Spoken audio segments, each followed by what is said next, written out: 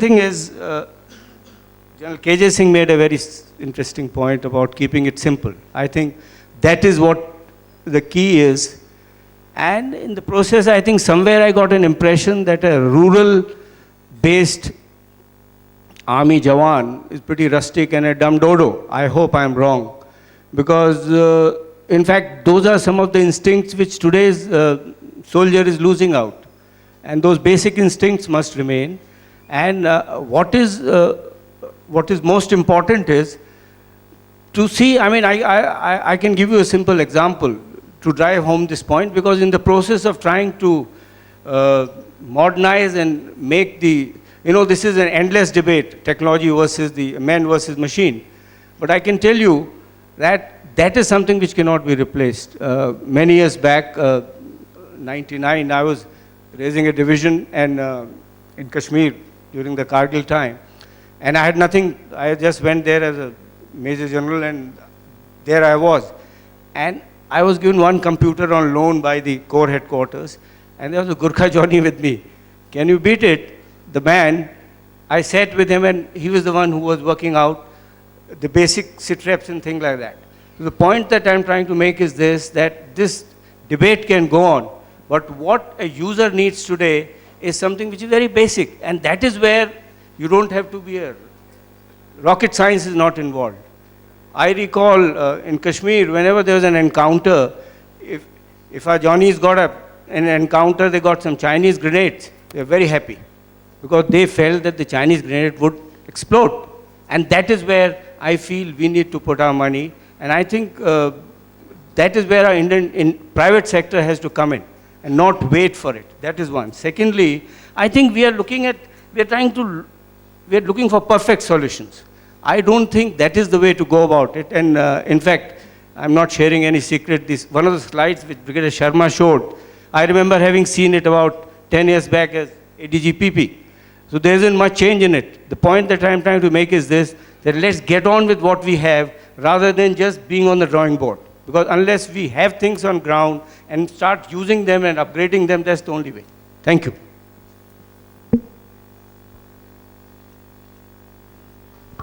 Thank you, sir. The first part, I'm actually not qualified to reply to that. That should actually come from the industry. But let me give you my views. Even when I was in service and I was interacting with the CII, my query was the same, that why don't you guys come forward? In fact, you have various study groups. Why didn't you come out with a product, plan for it? You want to get something from abroad, fine, customize it, come out with a product which the military can use. What I could glean was, one of course was the problem that everybody within the CII was looking at their own private industry and not as a consortium. The second part, what I could see is apprehension about the DPP. And why that is happening is that every year you find this review of the DPP with a lot of media fanfare and all, but it is being done within the MOD and it is only making cosmetic changes. In fact, I've been writing, I said, if you are going to do a review of a DPP, why don't you get the private industry and the think tanks together so that you can move at a faster pace? I don't see that happening. That is as far as I can talk about why the private industry is not coming forward, but I think the opening is getting made with this TCS coming and maybe the BMS will follow, etc., etc., etc. You would like to add any comments or anybody from the private industry? Please.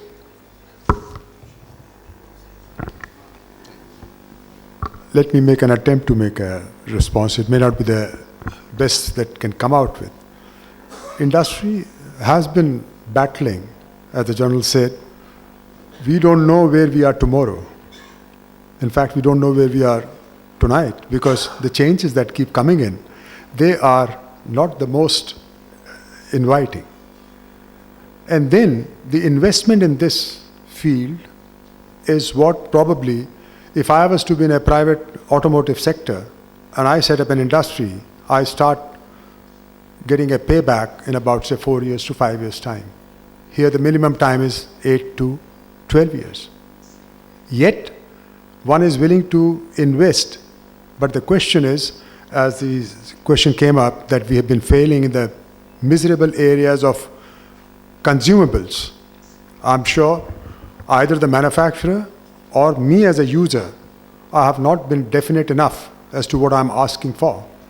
In the automotive industry, if you buy a car today, it survives you many years without being anywhere on the road stranded.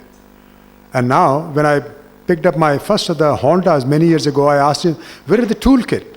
He said, the toolkit is one wheel spanner and one screwdriver. I said, what happens if I'm stuck? He says, sir, we are there. And for 245,000 kilometers, the car never stopped on the road. So probably the engineer there knows what he's asking for, and he makes sure that he gets it. Here, probably both the industry and the customer have to still do that. And unless that confidence comes in, many people are shy of getting into experimentation. I'm there for many years because I can sustain it by doing third country work in the country and send it out. I will not be able to make an investment unless I know that I'm going to get the order. And aptly said, sir, on the DPP. That's it. You can't say anything more. And I think partly I have answered your question. Thank you. I just want to add something. You see, I fully understand that DPP is an incremental process and it is layered with all sorts of issues. It is coming of age. I don't know when it will come. But the point that I'm trying to make is this, that Indian private sector, in the industry, it has a very sound industrial base. There are joint ventures. We are buying out companies abroad. There is so much happening. Why are we just waiting for the Indian market? Except for the sensitive technologies, rest of it have global application. And there is so much which can be done. Unfortunately, I mean, there's a lot of ground which is being covered. But unfortunately, we are still, as an Indian industry, we are still looking at the government or the government defense to give us business. I think if we probably don't realize, the industry doesn't realize its strength.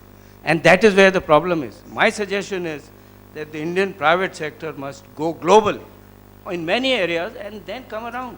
I mean, there is nothing which is holding the Indian private sector back from that.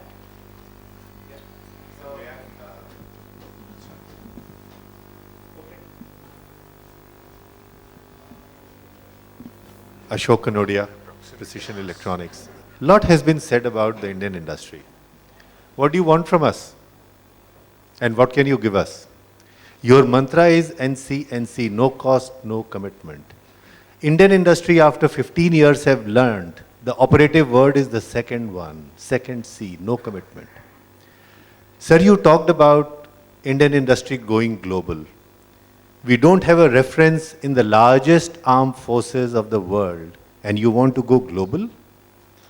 What credibility would you have ever to talk about anywhere? Sir, with due respects, you ask us to make something, and we get suckered into it. We develop it for you. Let me ask you a question. Can you even buy 5 rupees worth from me if I'm a single vendor?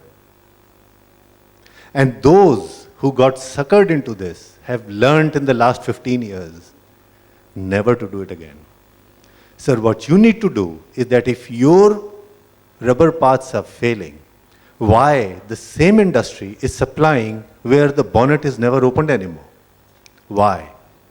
What is the reason that you are not getting what you are looking for? I think this is what needs to be introspected. I'll tell you one thing, sir. There is nothing that we cannot do. But do you really want the industry to do something? And if that is the case, what are you doing to promote it? Nothing is a charity. We are putting in our hard-earned money for what? This is something that you need to ask yourself. If you are really committed for an Indian industry, this 2080 will get reversed in 10 years. Otherwise, like my gray hairs, I have been listening that the 90s, the millennium belonged to us. And when the millennium was closed, 2010 belonged to us. And you are already hearing that 2020. And I can assure you that 2030s, when 20s are coming closer, we will all be talking about it. Indian industry has the ability to do anything that you want us to do. When there was one opportunity of TCS, 3 of the largest elephants learned how to dance to the same tune. They have egos which are bigger than anybody else's. They did. Only because you gave them one opportunity. Where is the opportunity? I would challenge Amit that if he has developed something which is his own, he will be doing field evaluations for the next 10 years without even getting the fees for he is paying to all his advisors. This is the reality, sir. Sorry, I have been critical, but I think sometimes too many things are said about Indian industry without introspecting as to what the hell do we want from them. Last thing, user and the industry sitting. Where is the guy who has the money?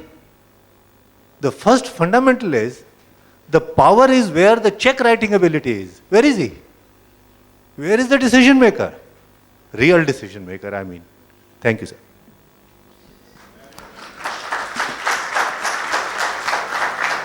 Thank you, sir. Thank you.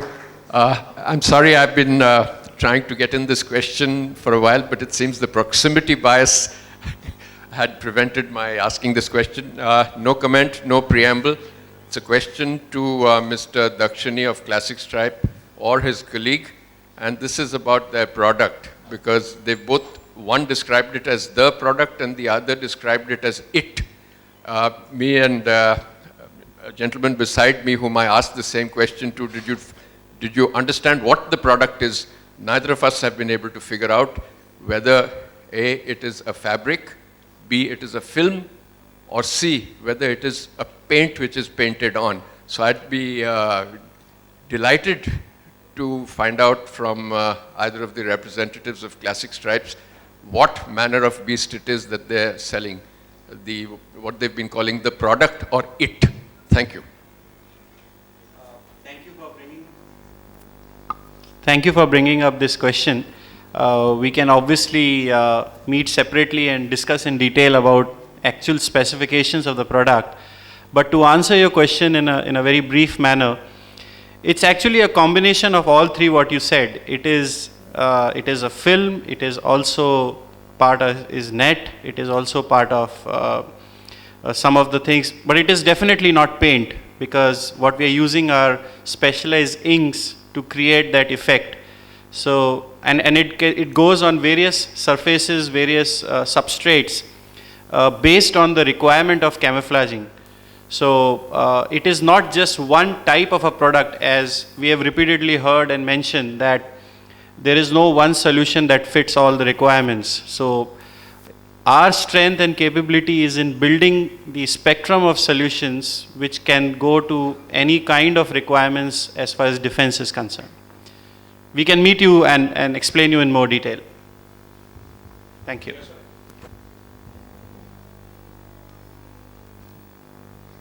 Thank you, Chair. Let me introduce, I am Ram. I am from ex-defense background, an Air Force officer retired.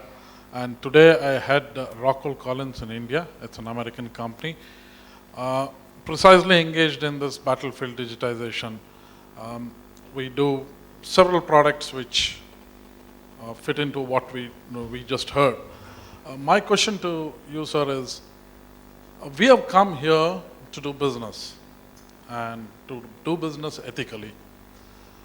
And we were told that the right way of working is we hold several IPs in each of these products which fit into this, and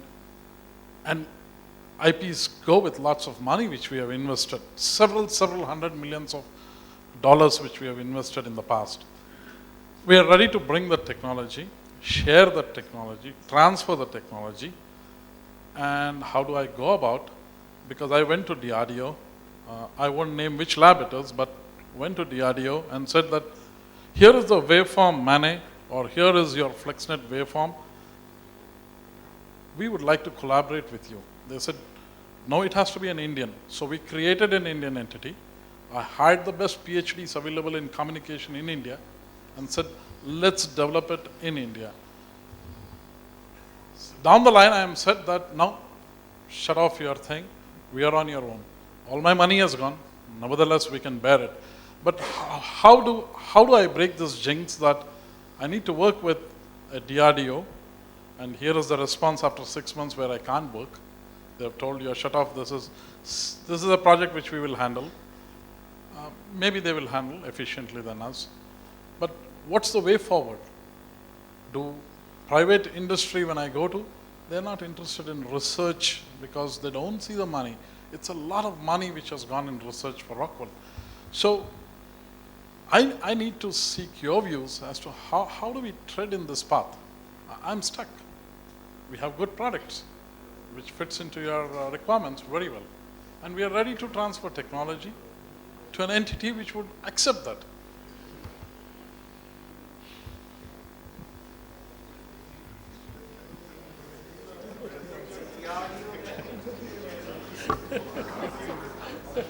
Let me tell you what is the way forward.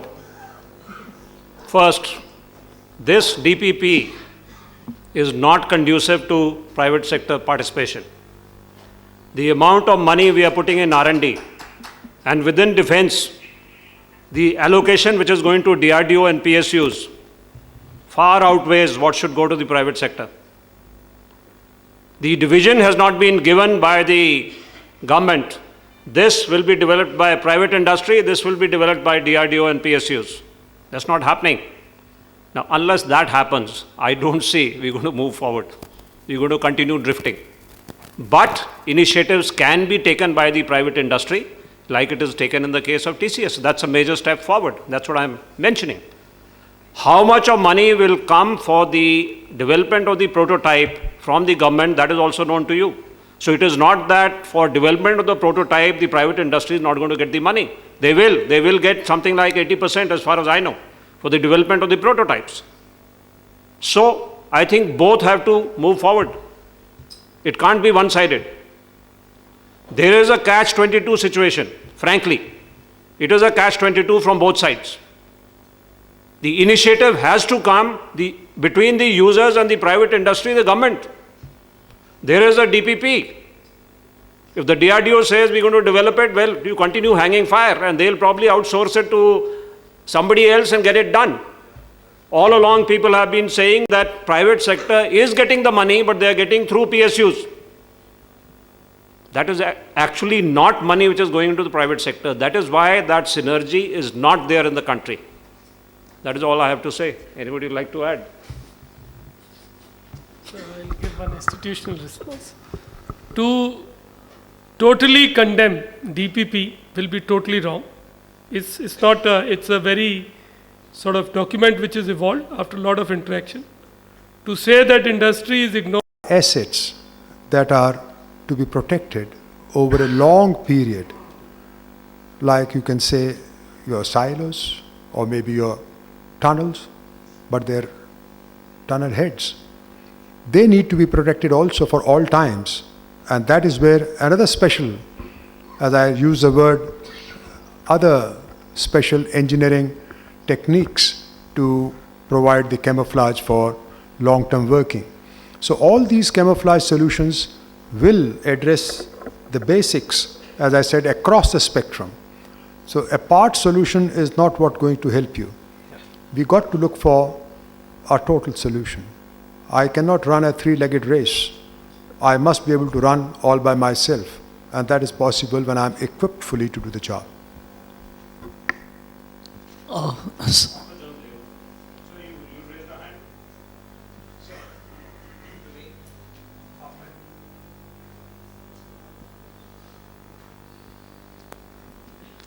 With your permission. I'm Nalin Kohli from Arayana Enterprises. I want to share an industry viewpoint with you. For several years, I also chaired the CI Defense SME Committee. So I think, as some of my colleagues have already pointed out, the first problem that we find is when you say there are three parties to the decision: government, user, and industry. We as businessmen are trained to look at government and user as one because you are part of the government. So I think somewhere we have to correct this situation where the government says the same thing which you as a user want. So the second thing is that as we find excellent management capabilities within the defense forces. And when a young MBA joins the industry, the first lesson that he gets is that you do a cost benefit and you got to make money on whatever you do. I think if you look at industry in this fashion, that how is he going to make money and at the same time satisfy your requirement, a lot of these things can be addressed. Sir, I would share with you the example which we find in the US. Now, in the US, they tap a lot into the innovation part of the industry. You have always said that you want to be one up on the adversary. If we tap into the Indian innovation, that would make you one up on the adversary. And what US they do, sir, is they will not come out with a specification or a RFI or a RFP when they're talking of innovation. They will call 20, 30 select companies who are in that space. They will pose a problem to them. This is my problem. Come out with a solution. The industry comes back with a solution, makes presentations. They will select out of those 20, maybe 3. So, okay, we like these 3. You make prototypes, we will give you the money to make the prototype. And this happens on a very large scale, not on few projects. Now then out of those prototypes, they will select 1 or 2. In a very transparent fashion, there would be a committee, there would be presentations. Those 1 or 2 prototypes, they will say, okay, now do pilot production. And then they assure them an order. Now that's what we would look as industry defense cooperation. And we are so far removed from that. I totally agree with you, this DPP needs to be rewritten, it's more an obstacle. The objective is we have a vibrant Indian industry, whether you take up electronics, whether you take up auto components. Now these are the skill sets that you are requiring for your equipment and for your solutions. And so we need to probably have a seminar. I would request Klaus to address this, maybe on a clean slate without looking at the existing DPP. How do we create a mechanism by which industry and defense work together? Thank you. Thank you. When I was being critical of the DPP, the apprehensions were coming from the industry, and the apprehensions are like this. If we produce a prototype, that time there was no assurance that 80% money is going to come from the government. There is no guarantee that even if it is selected in trials, firstly, they are not telling us that how many pieces of this equipment are we going to take. And if it is successful in phase 1, whether you're going to agree to the same with the upgrade in phase 2 or not. These are the problems as far as the industry is concerned. Now we have to find a meeting ground. Firstly, the user and the government should not be asking, why is the Indian private industry not coming forward? What they should be asking is, how can we make the system so attractive that the industry will come? The industry should not be asking, why is the user not telling us what the hell do they want? Are they seeking that information? Is that information not coming after being sought? Then make proposal that, all right, in this time frame, we want the information to be given to us from this year to this year. What are the products you're going to be looking for? And what do you expect us to do? I think that is where the meeting grounds are required. And I think to discuss all this, people like Klaus and ORF and all have to take the lead. And then the proposals have to go to the government. When I said that the DPP has to be reviewed, I didn't mean that you give it to a think tank or you give it to the private industry. I'm saying you have a panel in which you have the government, you have the users, you have the private industry, so that it can be made more conducive to everybody. Thank you.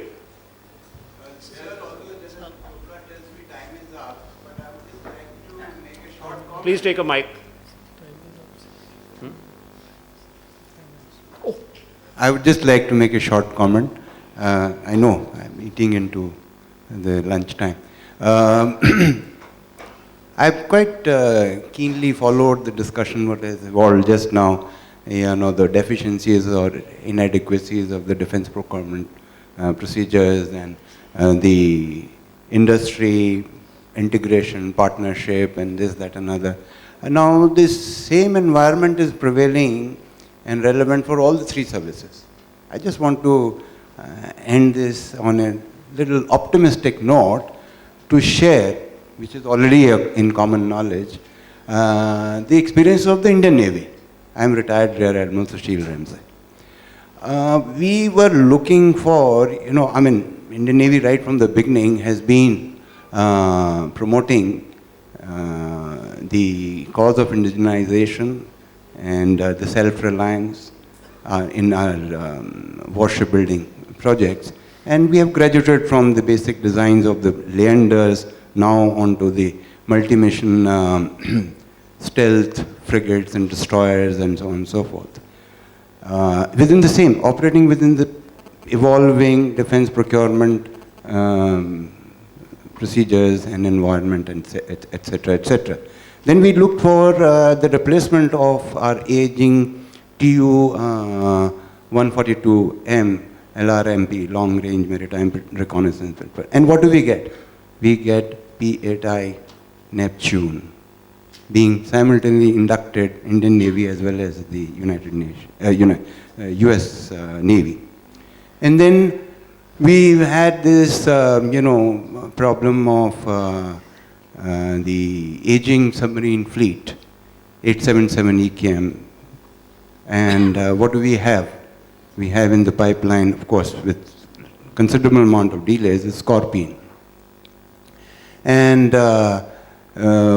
IL-38, we've very successfully done the modernization with the Dragon suit successfully inducted. Likewise, there are many positives that have been gained or achieved by the Indian Navy within the same prevailing environment. So on that, I thought, of course, everything is in public domain, whatever I've said, but I thought we must end this session on a little optimistic note. Thank you. One last question before we close. We already over General time. Chakravarti, sir, I first have a question to the ADGPP. The LT, the long-term integrated perspective plan, has been signed by the RM, and the first thing was told that the non-classified portions will be told so that development can take place. Is that happening, and when is it likely to happen? The next thing is the Navy has already got a satellite. You just heard of how the Navy has done. I must say in very, very simple terms, Navy has got what? They've got Mascon Dock Limited, they've got GRSC, and they've got this. And their orders are very, very finite. One aircraft, one ship. The Army just can't compare. I have done Pinaka with the private industry. Mr. Kanodia is there. He will say it took 15 years. I've done it. I'm making it very clear. Right from a colonel and to a general. Pinaka now 2 more are being inducted. You've got Tatas in it. You've got nothing on this consortium or anything coming in. We have got it inducted. I would put comparing Navy and Air Force with the Indian Army, which has got an order from camouflage nets right up to guns. I think I fully agree with the Brigadier Sir Ahuja, who brought it out very clearly. I want to ask this satellite question because both R.K. Sharma and Brigadier spoke of all systems which are relying on the satellite. And is the Army getting a satellite? Are we bidding for it? The Navy is already getting it. And one more thing you must realize, the Army itself is a very big organization. There are branches and branches which need approval. If the Infantry Line Directorate may agree, the WE will not agree. If WE doesn't agree, the TMLS doesn't agree. If the TMLS doesn't agree, the Deputy Chief and the MO doesn't disagree. So even the PP has got the thing. Navy, Air Force, they're very small organizations. One out, how many? 138 ships if the Navy is up to 2030. So I would just like to ask the ADGPP, are we getting this? If we get this, the industry has a way to play. And I fully agree that, I agree with them totally, that I think we are moving with baby steps, but definitely there is a lot of chasm that we have covered. Anything you want to say? So if I understand correctly, you asked 2 questions in this. The questions are basically, as understood by me, are that when LTIPP was framed, it was said that some parts of it which are in non-classified domain, will they be shared with the industry? And if yes, how soon? The answer is yes, and shortly. And let me also not confuse you. Shortly is really shortly, in the sense I am not empowered to tell you, but it is actually going to happen. Maybe in my perception, I'll put a limit of say a month. It'll happen. It is moving in that direction. You can clap for that. So it's going to be. I'll not come for next seminar. You can't hold me accountable.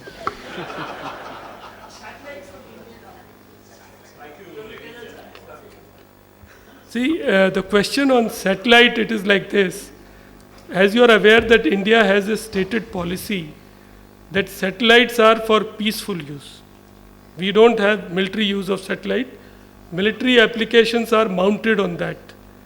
Navy is getting a dedicated for its, along with other purposes, it's getting that. And Army is also on the agenda. Air Force's case is also on the agenda.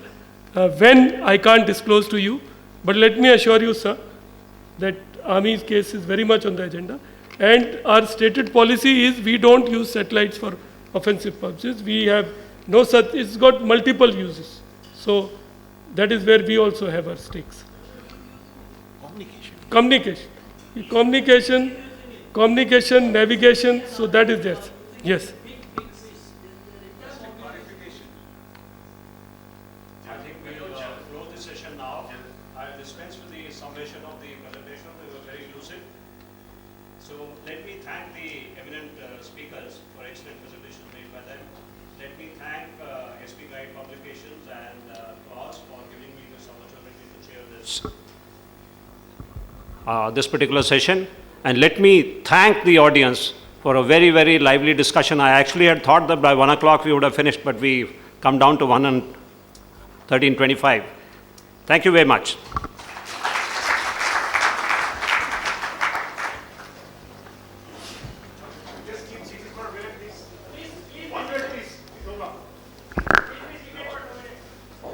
May I request the chairperson, Lieutenant General P.C. Katoch, to kindly present a set of clause publications and a tie on behalf of SP Guide Publications to our eminent panelists. Major General K.J. Singh. A huge round of applause, ladies and gentlemen.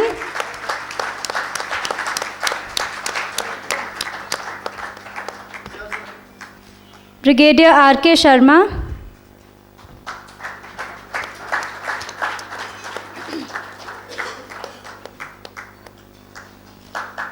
Brigadier Sanjay Ahuja.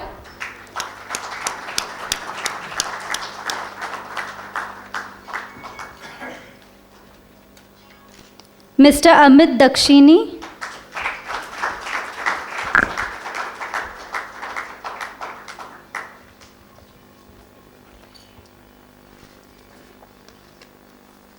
Mr. Pammi Chikkar.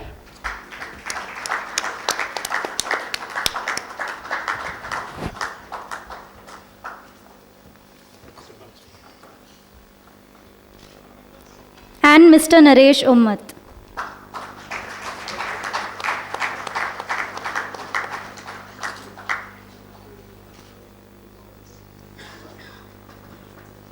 May I request Major General Dhruv Katoch to kindly present a copy of clause publications and a memento on behalf of SP Guide Publications to the chairperson, Lieutenant General P.C. Katoch.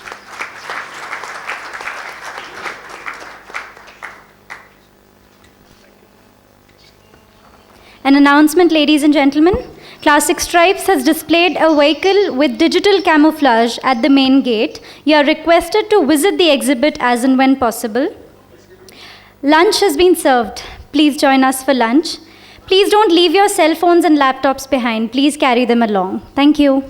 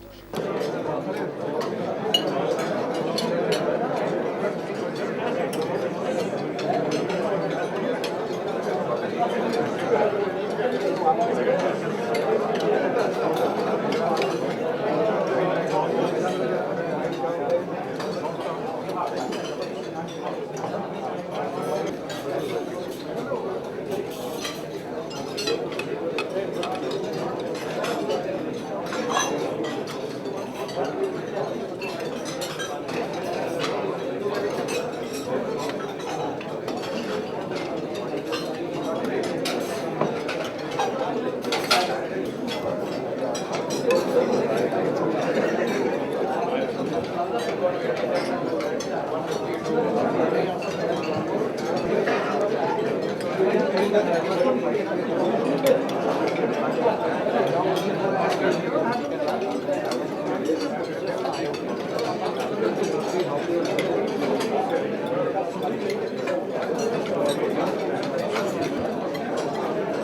got that. Putting across anecdotes in a very refined form without going into muck. That's the difference.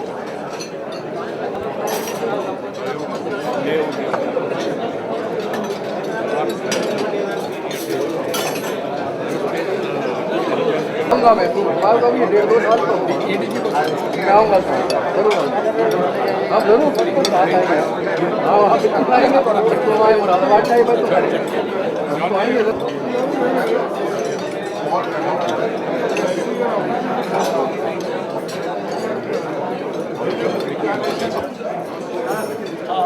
ठीक है